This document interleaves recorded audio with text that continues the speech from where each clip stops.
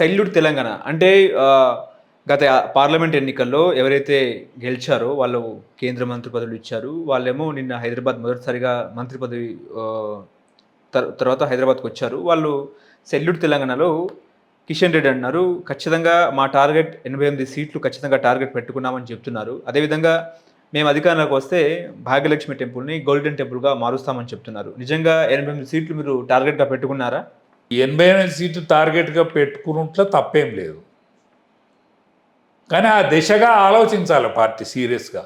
ఆలోచిస్తే మాత్రమే ఆలోచన జరుగుతుంది. మిషన్ 28 అంతే కదా, మిషన్ 28 అంతే కదా. తెలంగాణ రాష్ట్ర బీజేపీ అధ్యక్షులు ఎవరుంటే బాగుంటుంది, ఎవరిని చేస్తారు, అధిష్టానం దగ్గర ఎవరు పేరు ఉందంటే ఏం చెప్తారు? ఒక్కటేనండి, ఇవాళ టీఆర్ఎస్ పార్టీ ఇప్పుడున్న దశలో ఖాళీ అవుతుంది, క్రమేణా ఖాళీ అవుతుంది.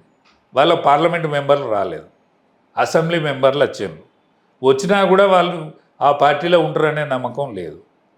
ఆ పార్టీని, టీఆర్ఎస్ పార్టీలో ఉన్న క్యాడర్ని, లీడర్ని ఆకర్షించే స్థితిలో ఉండే లీడర్ను చేస్తారని నేను అనుకుంటాను.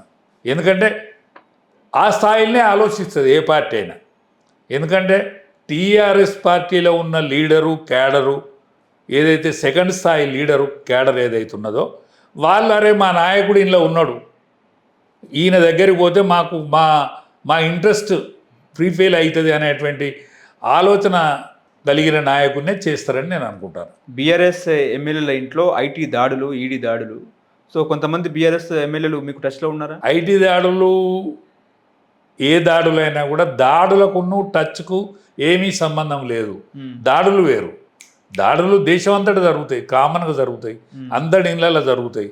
ఇప్పుడు వీళ్ళు ఎమ్మెల్యేలు కాబట్టి వీళ్ళకి ఎక్స్పోజర్ ఉన్నది కాబట్టి, ప్రజాక్షేత్రంలో వీళ్ళకు వాల్యూ ఉన్నది కాబట్టి వీళ్ళ పేర్లు బయటకు వస్తాయి. దాడులు జరిగేటి అనేక, వాళ్ళ యొక్క లైన్ అంతా వెళ్ళిపోతుంది. దాడులు అనేక మంది మీద జరుగుతాయి, అది పెద్ద లెక్క కాదు. దానికి దీనికి ఏం సంబంధం లేదు. ఒకవేళ రేపటి భవిష్యత్ బీజేపీలో మా భవిష్యత్తు ఉన్నది అని అనుకుంటే ఆలోచించే ఎమ్మెల్యేలు ఆలోచిస్తారు. లేదు తాత్కాలికంగా మన పనులే కావాలి కదా అని అనుకుంటే అట్లా ఆలోచించే ఎమ్మెల్యేలు అట్లా ఆలోచిస్తారు. ఓకే, దానికి దీనికి ఏం సంబంధం లేదు. ఆపరేషన్ ఆకర్ష్ చేపట్టిందా బీజేపీ? ఆకర్ష్ చేపట్టాల్సిన అవసరం బీజేపీకి అవసరం లేదు. ఆ ఆకర్షణ ఎప్పుడు చేపట్టలేదు, చేపట్టదు కూడా.